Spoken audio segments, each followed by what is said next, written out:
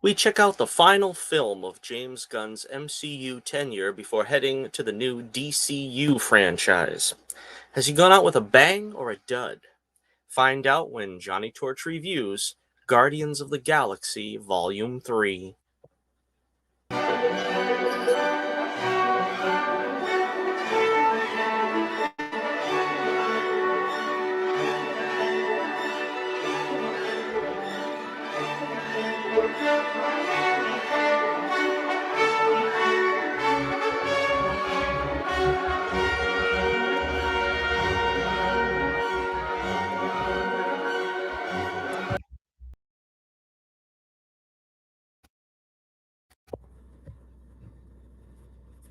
All right, we are back with you live once again on another Johnnie Torch review.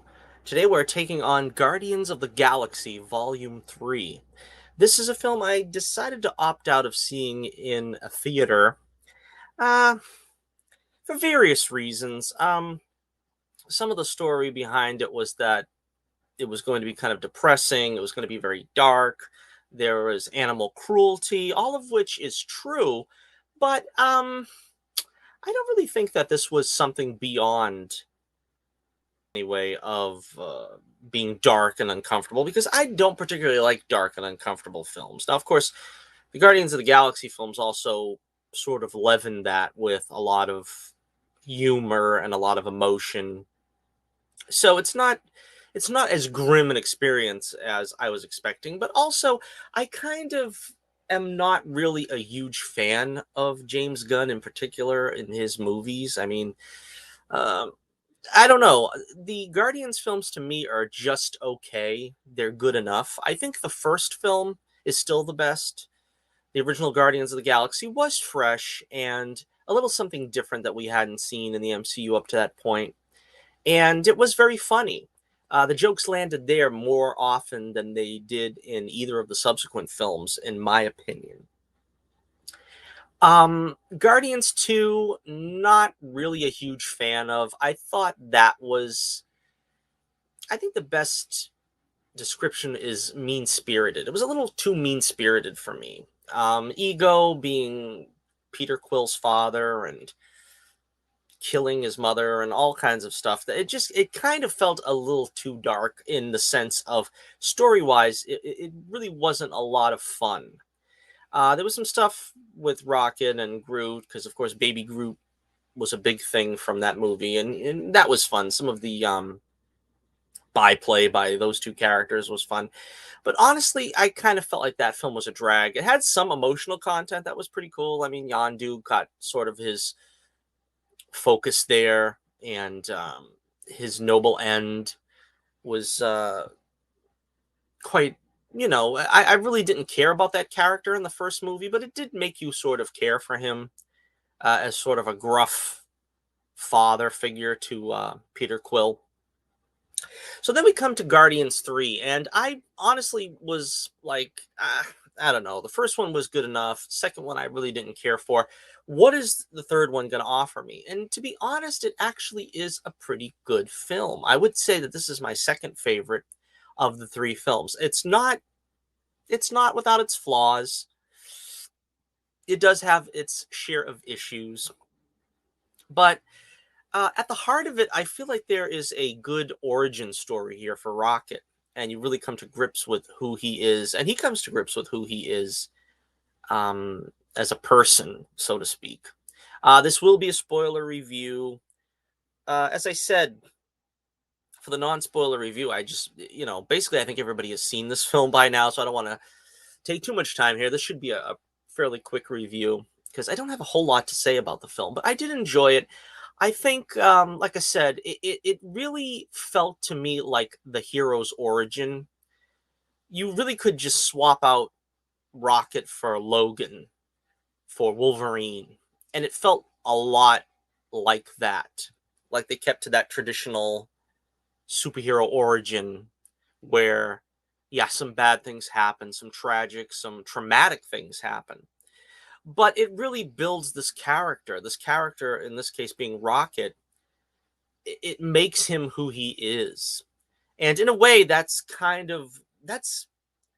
the essential superhero motif, really. Logan basically is just taken by the government and been made a weapon, and uh, he makes a life for himself. He makes a family for himself, in a way, with the X-Men. And the same thing with Batman. He had tragedy as a child that would probably shatter most people, and instead of that completely shattering his existence, he built something out of that. He became a powerful force for good, and he too found a family for himself in, Robin and subsequent Robins and so forth.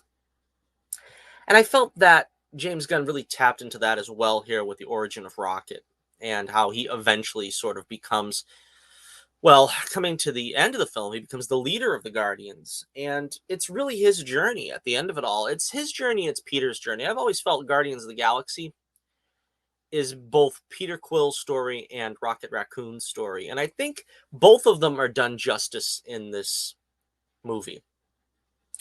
Everybody gets their moment to shine. I think everybody kind of winds up where they should be by the end of it. And that was something that surprised me as well. Now, sometimes that kind of can throw you because it's, the old expression, subverting expectations. Everybody was going into this film saying this could be the end for one of the characters. Someone is likely going to die. Batista went on record as saying he's never going to play the character again, of Drax. And, we pretty much felt like Gamora's story was kind of played out. What are they going to do? What are they doing going forward with this? Who's going to die? Who's not going to die? Nebula possibly could die because she's constantly in a state of, kamikaze battle, much like Drax. So, could have been anyone. They teased maybe it was Rocket. They teased maybe it was Peter. I mean, I didn't think anybody was safe. And this made me happy because what happens is when you go into films like this, especially the superhero films, you very easily can become jaded. It's easy for you to say, come on, I know this is a big franchise, especially it's owned by Disney. They're not going to kill the golden goose. They don't want to ruin their chances for the franchise continuing by killing off Peter Quill or Rocket. And so it gives you sort of that feeling that, well, maybe there is something that could go wrong here. Maybe one of these characters will die. And then the finish, the resolution, where you actually see, no, we actually made it out alive. Everybody is okay. That's the kind of fiction that I live for, personally. I want to get the emotion. I want to get the feeling like this is hopeless and I don't know if Spock's going to survive Wrath of Khan. You know what I mean? I want to feel like there is stakes. But then I still want to continue on with Star Trek with Spock, and that's kind of what they've done here, I think, in this. Gunn was smart enough to not kill off people. This was one of my big issues with Endgame. I still am not a fan of Endgame, Avengers Endgame, because it basically takes all the characters we love and either kills them or nearly kills them. All we have left from that first phase was Thor, and Hawkeye. We really don't even have Hulk because Hulk isn't the same character as he was in phase one. And it's really, really disappointing. But see, in this case, I didn't need to see, Drax die. I'm satisfied that he has a new life at the end of this movie. He is not going to be a Guardian of the Galaxy. Does that mean he has to die? Does that mean that his complete existence has to come to an end? No, not at all. And in this case, that was played beautifully. So I have a lot of respect for what Gunn did here in this one. And again, this will probably take me longer than I intended, but we'll go over some of the storylines here and the characters.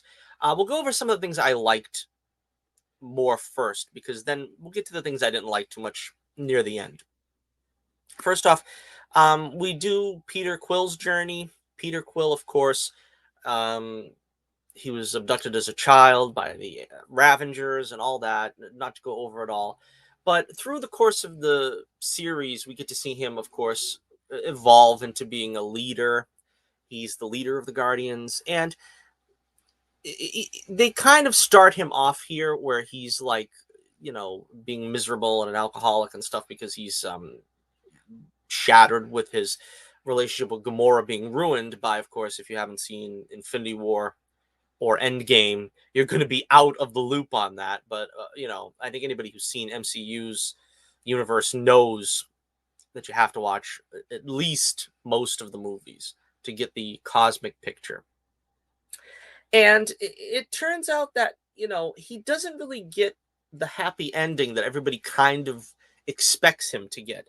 And this is again true of what I mean about how you can have that sort of melancholy ending without really, destroying what came before.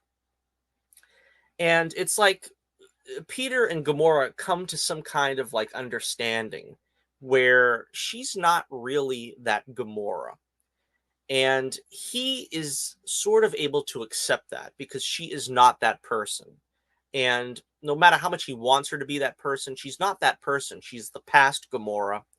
And it felt like if they had tried to make her remember and sort of fall in love with him again for the first time, it would have come off very corny, I think. It would have been a pretty cheap way of just getting them back together because I honestly didn't buy them as a couple in the first place. I really didn't see them. Now, maybe that's because the actors don't really feel like they have that much chemistry. I don't know. I've never really felt that Gamora was really in love with him. And I don't know why it was. I mean, I don't know. Maybe it was the actress' fault. I don't know. But I feel like this was the normal resolution of that relationship. That, theirs was not a love that would transcend time and space and that they would find each other. That's reserved for another couple. That is not Peter and Gamora. And I think that that was the smart move. And like I said, it doesn't make for and they lived happily ever after for everyone because obviously this is something that is really, destroying Peter through most of this film. And so we don't have that just completely rote happy ending. Drax, of course, we meet Drax in the first film and he's just like a killing machine and he is out to avenge the death of his wife and daughter. And in this film, he ends up becoming a parent to many children because, again, this felt like shades of Thor: Love and Thunder, where the kids are sort of the big MacGuffin that sort of moves the story along. And quite honestly, it's like that couldn't have been written any better. Because as they say in the film, it's not really that he was born to be a destroyer. He was born to be a father, really. And he's able to, put those emotions to use more than just being a destroyer and trying to kill and maim people. He now has a, healthier outlet for what his talents really are, which is to, you know, be parental, be fatherly to these kids, which in a sense I feel bad for them, but they also have Nebula. Now, Nebula also is another character that when we first meet her, it's a very long progression for her character because she starts off evil. She starts off as like Thanos' killing machine, much like Drax. And it's kind of fitting that she and Drax stay behind to sort of run this planet type thing, whatever it really is. It's what is it? The skeletal remains of a eternal or something. I don't remember, but it's kind of fitting that she becomes a mother figure as well after being a killing machine all that time, after being a sister and always being at odds with her sister. Either she's a killing machine and Gamora is the empathetic one, or now she's the empathetic one and Gamora is more the killing machine, kind of just still wants to be the old her, which was money and you know fame or whatever, as a Ravager. Now, it was good to see Sylvester Stallone again and his little cameo role there. It was fun to see him. I kind of was hoping he was going to get a little more, but this film was also very long. That was one of my complaints. I think that they could have afforded to cut 10 or 15 minutes out for pacing. Not really too thrilled about. There was many conversations that got very loud, and to put it bluntly, people screaming at each other, literally screaming at each other. And there's a time and place to do that, but when you do that like every 15 minutes, and you know, it's kind of done in a way where there were some situations where it could have been handled differently, I feel. You have Gamora yelling at Peter, you had Nebula yelling at various characters at different points. And I don't know, it just that there was a certain point where it took me out of it. Maybe it has to do with screaming and me, but like for instance in Spider-Man 2, there is like too much screaming in that film. Everybody loves that film, but honestly, if you ever watch it and just try to see how many times somebody screams, at a certain point, I think it sort of numbs you to whatever emotions you're supposed to feel. It's like, somebody's screaming again. Somebody's yelling. And I think at a certain point, somebody could have probably searched that out and said, well, maybe we should tone this scene down a little bit. Do it a little more sort of even keeled. That was my opinion on it. Um, that was my two main gripes with the film. I've got one more, but we'll get to that later when we get to the villain. Um, we get Groot, of course, is still pretty much his lovable self. I've never understood the whole thing with Groot. Is this the same Groot? Is this a new Groot, the son of Groot? I don't know. To me, it's the same Groot. I don't really see how you could think otherwise, but again, I don't know if that's been revealed by Gunn or something. His relationship with Rocket is still fun. The thing is with Rocket, we didn't get a whole lot of him in this film. That's where I think Guardians 2 was a little more, possibly a little more preferable, was that we got a little more Rocket in that, and he is kind of the star. Him and Star Lord. Um, Again, we got some Kraglin, we got Cosmo. That was like a running joke. That was kind of cute. I thought that was good. I kind of also felt like we'd get a little more Kraglin, but he's sort of like a sort of the second tier of the Guardians. You know what I mean? It's like I kind of wish he was elevated to like a higher level, but he sort of is the cavalry that comes in at the end. And his whole arc is he wants to master that whistling arrow that responds to the whistle, and that was done very well as well. Mantis, of course. Um, Mantis is a difficult character for me because I don't want to say I don't like the character, but I feel like she was very impressive in the holiday special. But I didn't find her all that endearing in Guardians Volume 2. And in this film, she's good, but she's kind of like on the fringes.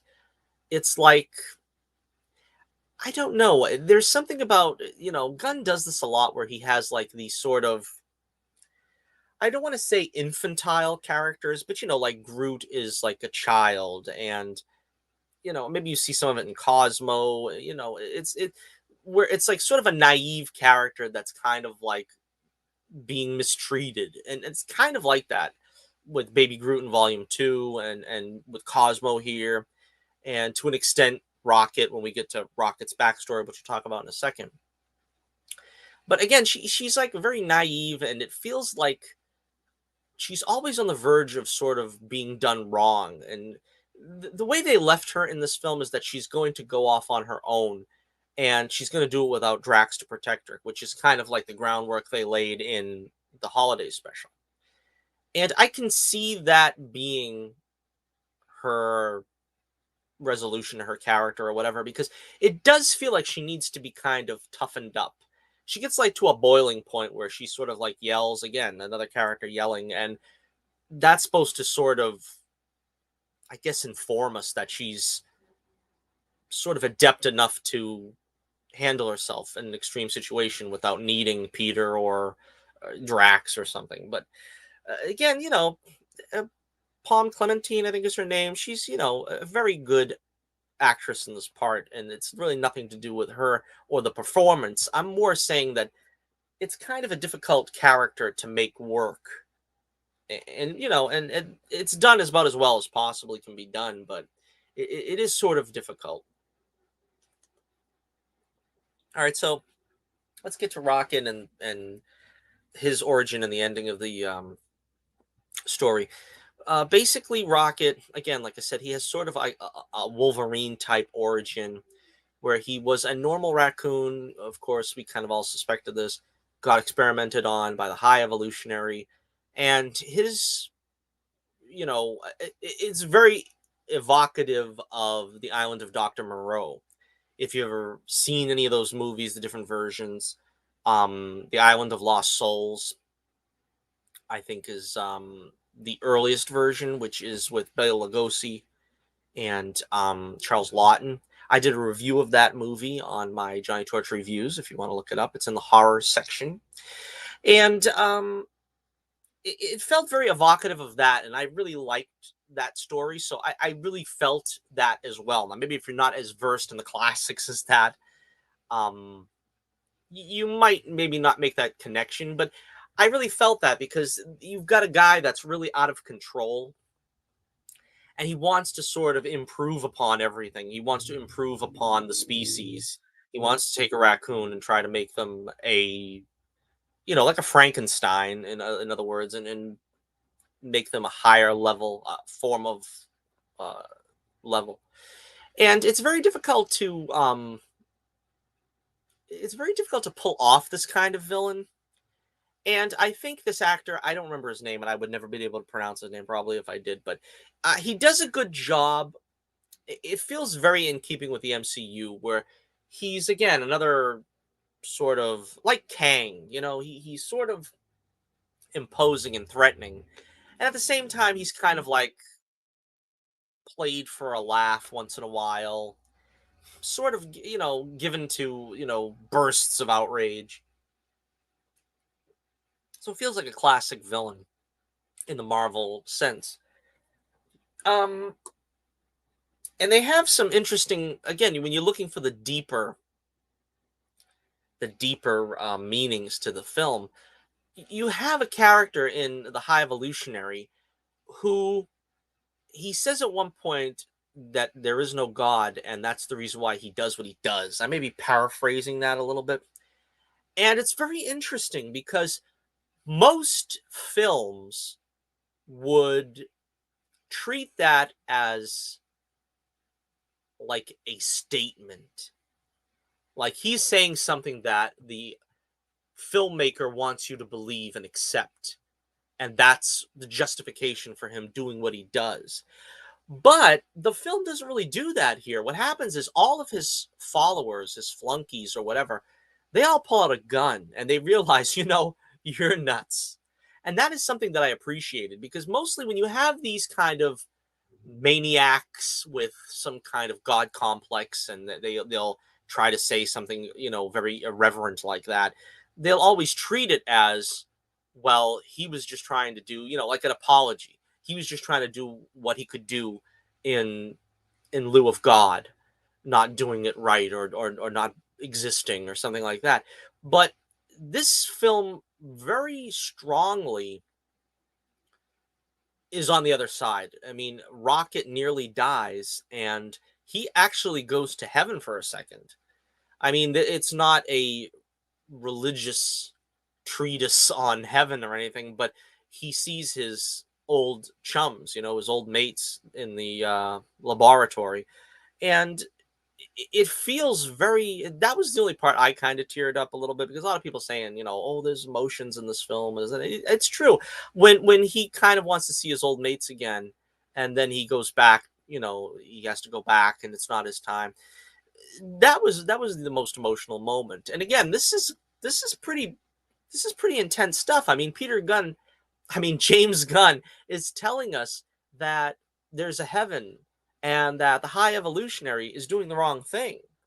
And basically, Rocket he says at one point, he never wanted to improve anything. He just wanted to make things the way he wanted to make them. He couldn't just leave things alone. And that's like, again, a very classic horror trope where, the Dr. Frankenstein, the Dr. Moreau, he just couldn't leave things alone because he thought that he was better than God and that he was trying to improve on something God did.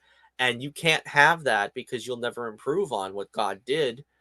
So again, I felt like the film really spoke to me more by what it was trying to say, more than as it was entertainment. I think that's kind of the way I feel about it.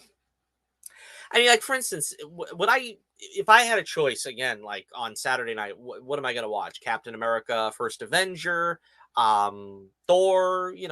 Give me a choice of like 15 MCU movies and Guardians of the Galaxy Volume 3. I'm probably not going to pick Volume 3, but again, it is good enough that it, especially of the most recent choices we've had, it really is the most in depth of the most recent ones we've watched because it really has something to say more than just the idiocy of Thor Love and Thunder or the sort of scattershot plan of Quantum Mania. This one actually feels like it means something. So again, it's got to get some credit from me for that. Um, the other thing I didn't like, I said I was saving that for the end, was when the High Evolutionary. I think the character was race changed because I think originally he was supposed to look like a guy with a beard, basically the Moses look, basically trying to emulate what God looks like, an old man with a beard. And that's kind of what I think they drew the High Evolutionary to look like. Doesn't really matter to me that they race changed him in this case because, like I said, I kind of feel that would be too on the nose. That actually would have been more insulting to me. That if you actually had him as an old guy with a beard, and he would probably kind of come off as like ego point two. But in this case, I mean, he's just a normal guy. He's black, which is again a race change, but he's got his skin like pulled up and held on by clips because he's obviously experimented on himself or something to repair his own deficiencies. And the ending, though, is Gamora stabs him and his face comes off and he looks like sort of Two-Face, with the highly scarred visage. And, that again goes to a deeper metaphor for, the corruption within. Even though he's trying to emulate God, he's really corrupt. And I that wasn't lost on me either. But I felt like there should have been a better comeuppance for a villain of his caliber. If you're trying to tell us that if you actually look, and this was a very emotional moment as well, where you had Rocket and he's remembering everything that happened inside that chamber and how the High Evolutionary killed his friends, and then Rocket makes sure that they save all the animals. Again, that's a very beautiful moment. He's not forgetting where he came from and all that stuff, all that good stuff. But for the High Evolutionary, when you think of like say for instance Dr. Moreau, he is actually killed by all his creations at the end of Isle of Lost Souls. If you haven't seen that one, that's like I said, it's a very powerful version of the Moreau film, of the Moreau story. They did a couple of versions. I think there was one with Michael York and one with Marlon Brando and Val Kilmer. I don't know if I sat through any of them except for the Charles Lawton one. I think I've seen bits and pieces of them. I'm not sure. But I was expecting something like that. I was expecting some kind of terrible fate for him, some comeuppance that would really shake the foundations of the movie. But he basically only gets stabbed and he gets thrown to the ground and his face comes off. That's the last we see of him. Now, I believe there's a deleted scene where Rocket puts him in prison. But again, it's a very uh there's no sound, there's no dialogue from what I know. He just puts him in jail and that's it. So again, this is something like, you need a punchy ending for a villain if the villain's going to be that potent. I fully understand and I agree because I did not want Rocket to kill him. Because Rocket says I'm a guardian of the galaxy, and his outlook is that he's above that. He can't kill him. And that's why it was left to Gamora, who's a Ravenger, and she's really not a Guardian, to stab him. Now, we can either take it that the movie doesn't show us what happens and he just bled out and died in that explosion, or if you go by the, behind the scenes of deleted scenes, he was put in prison. I don't think either way really gave you the kind of punchy villain finale that you needed. For instance, like, again, I don't want Rocket to kill him because I think that, like I said, I don't believe the heroes should kill the villains. Superheroes should not kill villains. That is something right off the bat that I'm always a strong proponent of. But like for instance with Logan and X2, I always felt that was a real powerful finish for General Stryker because Magneto's the one that actually chains him up there, and Logan doesn't save him, and he gets what he deserves, General Stryker, in that instance, in that scene. Now, again, this is Rocket, you know, he's a hero now. He's the leader of the Guardians. He's not allowed to kill High Evolutionary. But what should have happened is something more potent than just Gamora stabbing him. Maybe if you let Gamora do something that causes him to die in another way, I would accept it. But again, I felt disappointed that the High Evolutionary did not get the comeuppance he deserved in this. And sometimes that can throw off a film. Like I said, if you just have, a villain skulking away, that's another reason why General Zod had to be thrown down into the shaft or whatever. Because if you just ended it, there has to be some kind of like, you know, a violent comeuppance. You can't just have it ended with the guy goes to jail, and they deleted that scene, so I guess we're supposed to accept that he probably died on that uh, ship or whatever that was. So again, yeah, I was very pleased by the film. There's a couple other things we have to get to here before we wrap it up because we got to talk about the music first, and we got to talk about Adam Warlock. First of all, the music choices. I liked the music choices here. I think the problem is though is he did not stay too retro. Like for instance, I really liked we got Earth, Wind and Fire. But that's the thing. Usually he picks a lot of songs that I don't really know. And I think in this case there were a lot more songs from like more contemporary, like from the 90s, let's say, or something like that. So I don't know if I would put this as high as say the first Guardians film. Possibly not even as high as the second Guardians film because I think I didn't really recognize these songs as much because I don't think they were classic like 70s, which is what he was kind of dealing in, sort of a mixture of 60s and 70s, kind of hokey stuff that nobody really listens to in most cases. I mean, not in all cases, but so the music is pretty good. I mean, I think the problem with the music in this case was it was used more as clips, I think. You would hear a little bit of a song and then you'd go away, and then you hear a little more of a song and go away. I preferred more when it seemed like they were playing like nearly a whole song in one scene. I think we got that maybe twice in this film, but I think in the other films you got like two or three of them, and I don't know. It just felt like there was more of that in the first film and in the second than here. I think we get the hallway fight was like I think that was enough for a long song, and I think they did one more long song. Um, See, that's what I mean. I don't really they didn't really improve. I guess the opening sequence when Rocket is walking through the city and there's I think Radiohead. Those are the two I think I can remember, but most of them are like just cut up into like little small segments. Again, the humor was pretty good. It was about 50-50. I mean, some of the jokes landed, some of them didn't.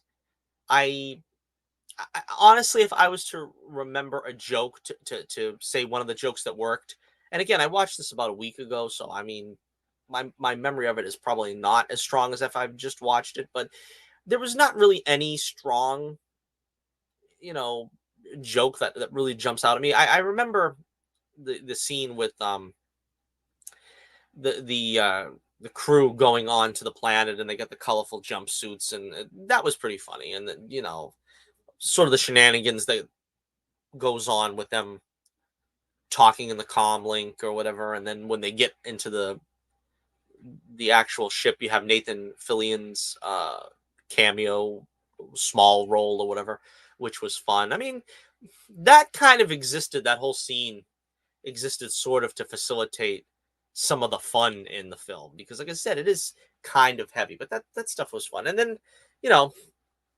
Drax with the sofa, that stuff was fun as well. I mean, but it didn't really feel. That's the thing about it. I didn't really feel like this one was as memorable as some of the things that happened in the first one, especially, and maybe some of the second one. I felt like this was sort of more even keeled. The highs were higher, in the first film. The lows were lower in the second film. There really wasn't a high or a low in this film. It was pretty much flat, straight, clear road that, it never got that hilarious. It never got that exhilarating. But then again, it never got so bad that you're like, oh, this is terrible. This joke is like really failing. Like a lot of times I felt in volume two. But it just felt like an even keel, and I think that is in a sense a benefit for it. Again, Adam Warlock. I did not read Guardians comics as a kid, so I know that they are very different, the films, than the comics. I've heard the name Adam Warlock many times. I even, have a few comics with him. I know that he's very different from this character. At the same time, I think this version, Will Poulter, I think is the name of the actor. I think this version worked very good for this film. My only problem with it is they got the race. What is the race of those gold shiny people? The Sovereign. They've got the Sovereign in this film, and they said that the High Evolutionary created them, which I thought was very strange. Then, because they were in the second film, I don't know. I don't understand why they did that. Then another thing that was strange was the queen, or whatever she was, the woman that was in charge of this whole thing, of the Sovereign. She disappears at one point. I don't know what happened to her. I have to go back and watch it again. I guess she died somewhere. So I remember reading some comments on some site or something that says she dies somewhere in the film. I guess it happens off screen. And Adam Warlock does not register that his mother died. I don't understand it. And again, I don't understand the relationship between he and his mother. He's I don't know if he's artificially created, or is this the way they're all created, the Sovereign? I don't understand it really.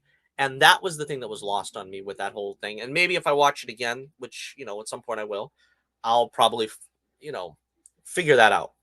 But that was the thing that was bothering me. But the way that he was played is sort of he was like an eager 5-year-old. He really didn't get the idea of what was going on, but he was eager to do whatever it was he was told to do, and he just wanted to be helpful.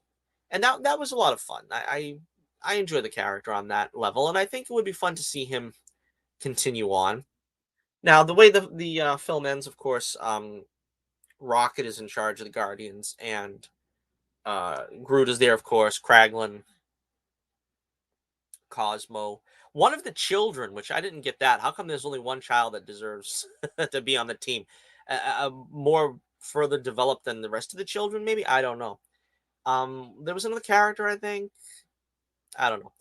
But I guess this is our Guardians of the Galaxy going forward, although I don't really know if that's the plan, because the film ends with them saying the Star-Lord will return. Now, Peter Quill goes back to find his grandfather, who was in the first film, however briefly. And it's an interesting, again, like I said, the interesting through line for Peter's story is that, you know, his only family, not counting Mantis, is on Earth. Now, his grandfather probably doesn't even know he's still alive. I mean, we're talking like whatever. What do you say it was, 28 years or something like that? I don't know.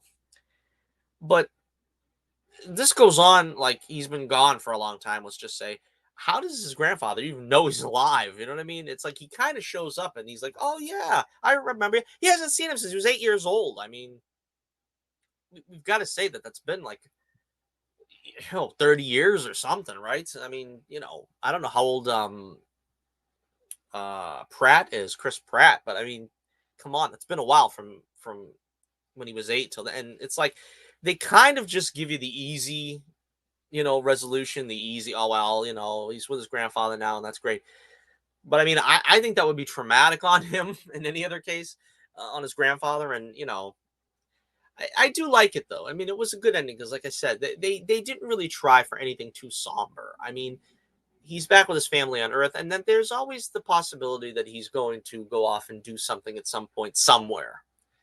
And that's the feeling you get from all the characters in this movie, that they could always get together again sometime, someplace, somewhere, probably in Secret Wars, dare I say. All right, so to wrap things up now, I think I would give the film, again, like I said, it's not so great where there's such high peaks, and it's not so bad that there's such low valleys. I'm gonna have to give it. I was vacillating between like 3.5 stars and 4. I'm gonna say 4, which is kind of a little of an overstatement, but I think to say 3 suggests that it's weaker than it really is. It does have a couple of weak points that I mentioned, but I don't really think that that should militate against the stronger points it has in its favor. I would give it probably on a alphabet scale a B minus. Maybe a B minus. I mean, out of 10, I don't know, maybe a 7 out of 10, something like that. So no matter which way you slice it, I think it's on the better side of good. Where does this fit on the scheme of things with all the superhero movies we've seen this year? I mean, gosh, we've seen a lot of them. We've seen Quantumania. We've seen Shazam 2. We've seen, well, there's some non-superhero movies that we've seen. Indiana Jones, The Dial of Destiny, um, Creed 3. Going to be seeing Blue Beetle next week. I guess that's probably something you can be looking forward to my review on. The Marvels is coming out this year. So I'm going to say that I still like Shazam 2 the best this year. I think that was the best one that came out. For some reason, it didn't do well. I don't know what you can chalk that up to. I mean, was the the Snyder fans hating on it? Was it, um, the fact that the Gunn verse is going to be overtaking whatever they do in the last few films? The Flash, of course, was out this year. I'm going to say, oh, this is tough. I'm going to say it wasn't as good as Shazam 2. Was it better than The Flash and Quantumania? I'd have to see them again.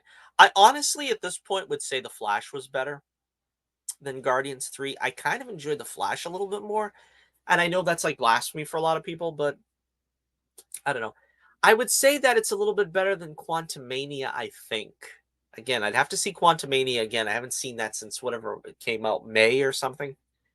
I got to get some DVDs and rewatch a bunch of these. But I would say that the MCU is in better shape this year than it's been in a while, because I think Quantumania wasn't that bad, and Guardians 3 is actually good. So comparing that to the last couple of years where we had, the Eternals, Wakanda Forever, Black Widow, Shang-Chi was good. I would say that was good. I wouldn't put that down. The others they were varying levels from mid to bad. Well, I'd say Multiverse of Madness. That's my favorite that's come out in the past, what is it, Phase 4? Multiverse of Madness was good, but that was basically because you got a great actor in Benedict Cumberbatch and you had a great director in Sam Raimi.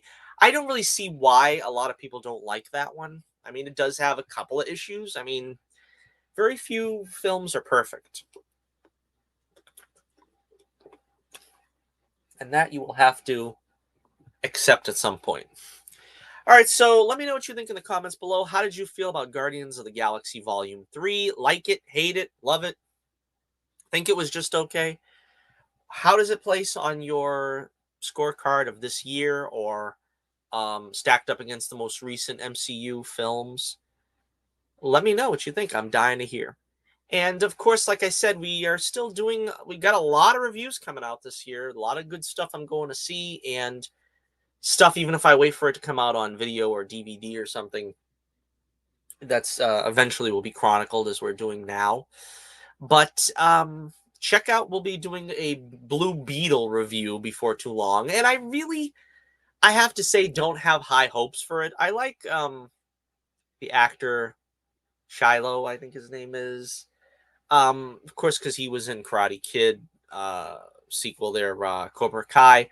So he's a fun actor. I enjoy seeing him. I'm sure it'll be something palatable, but I don't know if it's really going to exceed my expectations, because it just kind of looks like an Iron Man Junior type situation there. I don't know. I mean, maybe it could really, because they're not really showing any of the villains. That's the problem I find with the DCU films.